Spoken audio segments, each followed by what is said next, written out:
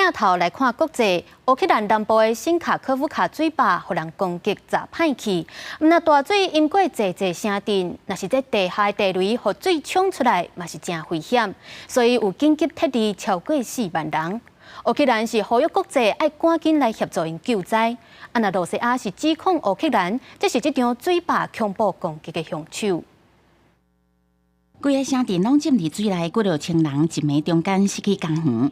乌克兰南部俄军掌控的赫尔松地区新卡科夫卡水坝，礼拜2号不明势力崩歹去，大水甲乌俄2国几60个村庄拢淹去。虽然一寡居民虽疏散，不过也是传出伤亡。乌克兰政府持续向国际请求人道救援，嘛指控联合国甲国际组织无及时回应援助的需求。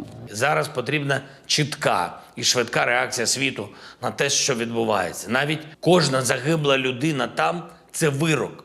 Вирок наявній міжнародній архітектурі, міжнародним організаціям. 乌克兰当局指出，互人淹去的城镇有20个伫乌克兰境内，10个伫俄国占领区，有将近4万人需要疏散。因为水坝崩去，致使一寡地雷冲出地面，佮加水内有毒的化学物质真济，灾区有真大风险。